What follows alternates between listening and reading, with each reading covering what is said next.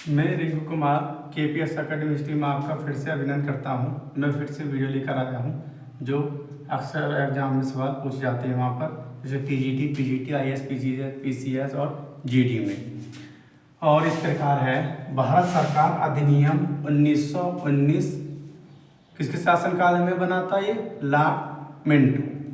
भारत सरकार अधिनियम 1919 में क्या प्रावधान किए गए थे और क्या मुख्य मुख्य प्रावधान थे, इसमें इस वीडियो के माध्यम से मैं आपको बताऊंगा। और लॉर्ड मिंटो के शासनकाल में ये भारत सरकार अधिनियम 1919 बना था। इसको एक अन्य नाम है मार्ले मिंटो सुधार के नाम से भी ये जाना जाता है। इसमें क्या क्या प्रावधान किया गया था कि इसमें मुस्लिम समुदायों के लिए पृथक प्रतिनिधित्व का उपबंध किया गया।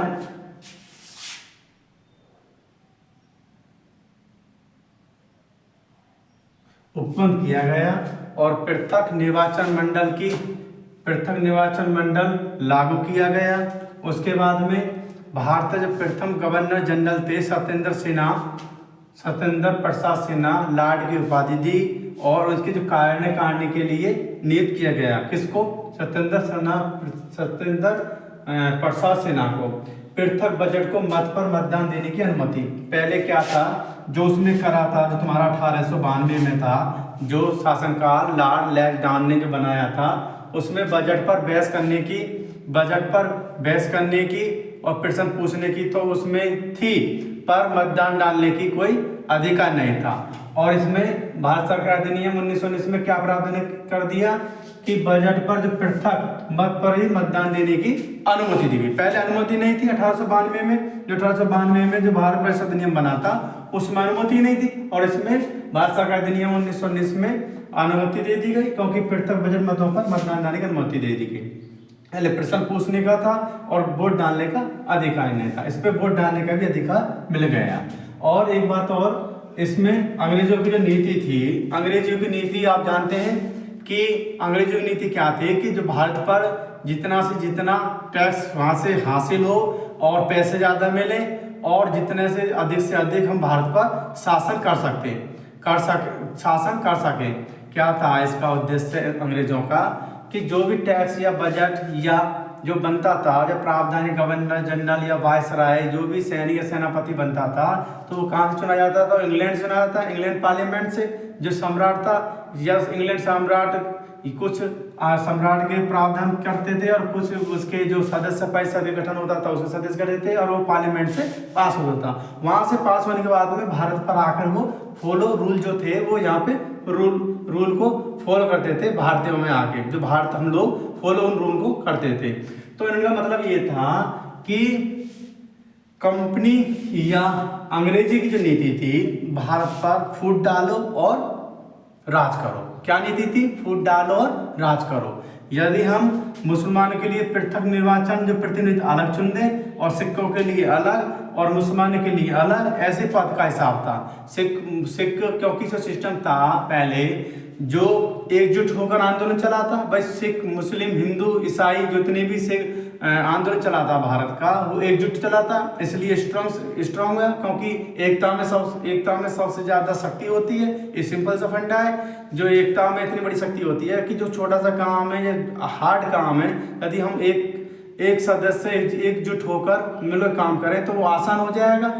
तो इन्होंने क्या सोचा, जो भारत सरकार अधिनियम 1919 में लॉर्ड मिंटो शासनकाल में इन्होंने क्या सोचा कि भारत में आपस में निर्वाचन मुस्लिम को अलग हम कैटेगरी में दे दें और हिंदू को अलग जो कैटेगरी में दे दें, इसलिए कि हिंदू अलग अपनी डिमांड करेगा और मुस्लिम अपनी डिमांड करेगा। यही आगे जाकर कारण क्या बना था? भारत से पाकिस्तान अलग, क्योंकि जो मुस्लिम लीग ने ये है नहीं, पर ये इसमें बता रहा हूँ इसमें बात के ऊपर कि मुस्लिम लीग जो थे उस समय सभी उसमें मुसलमान थे। मुस्लिम लीग जो स्थापना हुई थी मुस्लिम की, उसमें मुसलमान थे। मुसलमान ने क्या मांगा? पाकिस्तान अलग भारत से। और हिंदू क्या चाहते थे? तो हिंदू भी थे, मुस्लिम थे। जब अक्सर ये है कि जो मुस्लिम लीग जो संस्था थी उसमें हम सभी मुस्लिम थे।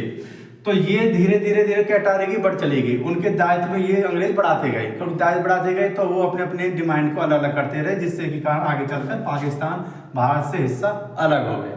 अब इसमें देखो, भारत सरकार अधिनियम 1919 लॉर्ड मिंटो के शासनकाल में यह अधिनियम बना था 1919। इस अधिनियम को माल्टे मिंटो सुधार के नाम से जाना जाता है। इस अधिनियम को माल्टे मिंटो सुधार के नाम से जाना जाता है। पहली बार मुस्लिम, जो मैंने बताया था कि पहली बार मुस्लिम समुदायों के लिए, जो मुस्लिम समुदायों के लिए पृथक प्रतिनिधित्व का उत्पन्न किया गया। इसका जो पृथक अलग से प्रतिनिधित्व का उत्पन्न किया गया। नंबर 3, पृथक निर्वाचन मंडल लागू किया। जो पृथक निर्वाचन मंडल था वो इस नियम में, इस प्रावधान में 1919 के भारत सरकार अधिनियम में पृथक निर्वाचन मंडल लागू किया गया। नंबर 4, अंग्रेजी की नीति फूट डालो। अंग्रेजी की नीति क्या थी? फूट डालो और राज करो। क्या नीति थी? फूट डालो और राज करो का अनुसरण किया गया इस प्रावधान में, क्योंकि जितनी फूट डालेंगे भारत में इतने ये शासन अंग्रेज ने करा, और अंग्रेज करते भी रहे थे जहां से, क्योंकि अंग्रेजों ने काफी दिन तक भारत पर शासन किया। तो इसमें इसका एक प्रावधान या इसका एक इसमें अनुसरण किया गया कि जितना भी हम इसमें भारत में आपस में भेदभाव या आपस हिंदू मुस्लिम में वोट डालेंगे इतनी हम शासन अधिक करेंगे। प्रथम पहले भारत गवर्नर, जो प्रथम पहले भारत गवर्नर थे सत्येंद्र प्रसाद सिन्हा को लॉर्ड की उपाधि दी गई, और इनकी कार्यकारिणी के लिए जो काम होता था उनके लिए ये नियुक्त किया गया था। किसको? सत्येंद्र सिन्हा। एक एग्जाम में सत्येंद्र सिन्हा भी आ जाता है, और यदि ये पूरा नाम नहीं है तो इनका पूरा नाम सत्येंद्र प्रसाद सिन्हा है, और कभी कभार सत्येंद्र सिन्हा है। ऐसे कोई प्रॉब्लम नहीं है कि प्रसाद नहीं सिन्हा हो, तो ये तो सत्येंद्र प्रसाद सिन्हा या सत्येंद्र सिन्हा भी होता है किताबों में या एग्जामों में जो वो मिलता है। उपाधि किसकी उपाधि? लॉर्ड की उपाधि। गवर्नर जनरल भारत का प्रथम सत्येंद्र प्रसाद सिन्हा, जिसको कार्यकारिणी के लिए नियुक्त किया गया। उसके बाद में पृथक बजट मतों पर मतदान की अनुमति दी गई। पहले जो 1892 में था, जो किसके शासनकाल में बना था? लैंसडाउन के शासनकाल में बना था 1892 में। उसमें क्या प्रावधान था कि जो राजस्व जो बजट था उसमें प्रश्न पूछने का या बहस करने का अधिकार था, पर मतदान डालने का अधिकार नहीं था। और इसमें प्रावधान क्या किया? जो पृथक बजट जो मत पर मतदान की अनुमति दी गई, मतलब मतदान दे सकते हैं। और ये एग्जाम में यहाँ से सवाल पूछ जाते हैं, पर काफी मोस्टली ये 5-7 क्वेश्चन, ये 5-6 पॉइंट ऐसे हैं जो भारत सरकार अधिनियम में अक्सर, ये भारत सरकार अधिनियम में क्या पूछता है कि भारत सरकार अधिनियम का अन्य नाम, तो मार्लो मिंटो सुधार के नाम से। उसके बाद में पहली बार मुस्लिम समुदायों के लिए पृथक प्रतिनिधित्व का उत्पन्न कब किया गया? किस एक्ट के माध्यम से किया गया? तो भारत सरकार अधिनियम 1919। उसके बाद में प्रथम निर्वाचन मंडल लागू कब किया गया? किस एक्ट के माध्यम से किया गया? तो भारत सरकार अधिनियम 1919। उसके बाद में प्रथम बार फूट डालो और राज करो का अनुसरण किया गया किस अधिनियम में, और उस टाइम पे शासनकाल किसका था? तो भारत सरकार अधिनियम था 1909। शासनकाल किसका था? गवर्नर जनरल वायसराय था। कौन था? Lord Minto. उसके बाद में प्रथम पहले भारतीय गवर्नर जनरल, जिसको लॉर्ड की उपाधि दी गई, तो लॉर्ड की उपाधि किसी गई? सत्येंद्र प्रसाद सिन्हा को। और ये किस एक्ट में दी गई? भारत सरकार अधिनियम 1919 में कार्यकारिणी के लिए नियुक्त किया गया। प्रथम पृथक बजट मत पर मतदान की अनुमति दी गई। कब दी गई? किस एक्ट के माध्यम से? तो ऑप्शन में देगा 1892 में भी दे देगा और 1919 में भी दे देगा।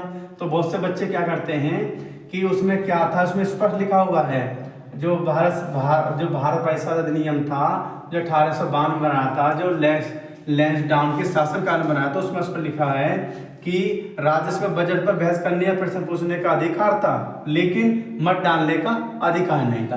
तो एग्जामिनर इतना तेज है कि उसमें भारत सरकार अधिनियम 1919 भी डालेगा, 1909 भी डालेगा और 1892 डालेगा। तो जिन भी स्टूडेंट ने ये पढ़ लेंगे पॉइंट को, तो वो तो ठीक कर देंगे। अन्य अक्सर देखो एग्जाम में छोटे छोटे पॉइंट होते हैं कि इसमें बजट 1892, ठीक, इसमें क्या बोला, और 1909, ठीक, इसमें क्या बोला, बहस करने का अधिकार मिला, ठीक, प्रश्न पूछने का अधिकार मिला, लेकिन वोट डालने का मतलब मत डालने का अधिकार नहीं मिला।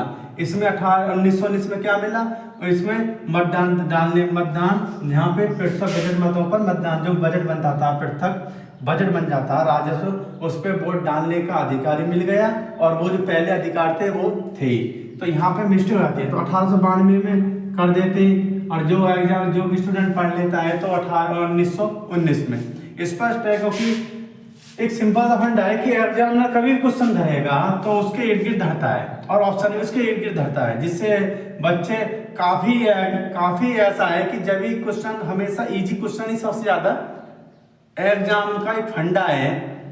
जो मेरा खुद का एक्सपीरियंस है कि हमेशा हार्ड क्वेश्चन सही हो जाते हैं, या हार्ड क्वेश्चन तुक्का से भी सही हो जाते हैं, या पढ़ने से तो वो तुक्का तो कई बार लगता है कि जितना भी टेक्स्ट बुक या नोट बुक पढ़ना चाहिए उससे बेटर तो कुछ है नहीं, मेरा ये खुद का मानना है। और एग्जामिनर हमेशा ऐसे क्वेश्चन धरता है कि जो सवाल के इर्द गिर्द पूछे जाते हैं। अब जैसे इसमें का मैं 1892 में भारत परिषद अधिनियम में बोला था कि इसके द्वारा राजस्व बजट बहस करने तथा कार्य करने से प्रश्न पूछने का अधिकार मतलब शक्ति प्रदान की, परंतु वोट डालने का अधिकार नहीं था। और इसमें क्या बोल दिया 1919 में, इसमें पृथक बजट मतों पर मतदान देने की अनुमति दी गई। इसके इर्द गिर्द है, तो 1892 कोई स्टूडेंट ठीक करेंगे और 1919 भी ठीक करेंगे। तो इसलिए मैं कहता हूँ कि आराम से कभी भी एग्जाम हॉल में देखो, एग्जाम ऐसी चीज होती है, हर एक किसी का वहाँ पे अच्छे का हाउस सब खुल जाते हैं, परंतु मेरा मानना ये है कि आराम से एग्जाम करना चाहिए। ये नहीं है कि एग्जाम पहली बार दिया तो एकदम तुरंत निकल जाएगा, ऐसा नहीं है कि हमेशा एग्जाम देखो मैं मानता हूँ कुछ को तुक्का लग जाता है एग्जाम में, पर मेरा मानना खुद का एक्सपीरियंस है, मैं किसी और दूसरे के नहीं कहूँगा कि यदि गहराई से या लो से अक्सर अब जो एग्ज़ाम होते हैं प्रेजेंट जो एग्ज़ाम है उसमें अब ये नहीं है कि स्लो या आसान क्वेश्चन पूछ ले। अब तो एग्ज़ाम में ऐसा है कि आईएएस का भी और डी ग्रुप का भी सेम एग्ज़ाम है। वो जो आईएएस वाला एग्जाम में क्वेश्चन हिस्ट्री एंड अर्थशास्त्र में पूछेगा वही डाल के डी ग्रुप में पूछ लेगा, क्योंकि लोअर जो चतुर्थ श्रेणी की जो जॉब है उसमें वो क्वेश्चन है, उसमें आईएएस में, वो टीजीटी में, वो पीजीटी में, एक सिस्टमेटिक होगा। अब कोई ऐसा नहीं है कि आपको सभी को गहराई से भी पढ़ना पड़ता है और गहराई से बुक पढ़नी पड़ती है।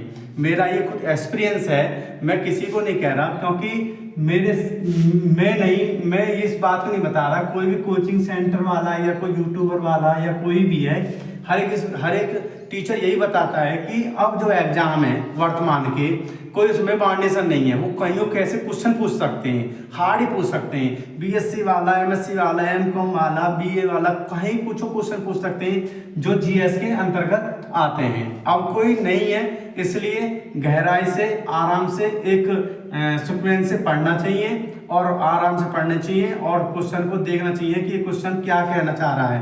कई बार ऐसा होता है कि एग्जामिनर बोलता नहीं है तो वो सही ठीक लग जाता है, कभी बोलता है कि सही कौन सा है तो नहीं ठीक लग जाता है। तो ये एग्जाम में होता है, बैठने के बाद में आराम से रिलैक्स से एग्जाम दे और जो आप सभी भाई बहनों का अच्छा एग्जाम हो। मैं आपसे आप लोगों का यही मैं प्रार्थना करना चाहता हूँ। KPS अकेडमी चैनल को सब्सक्राइब करें, लाइक करें, शेयर करें, बेल आइकन को प्रेस करें। धन्यवाद।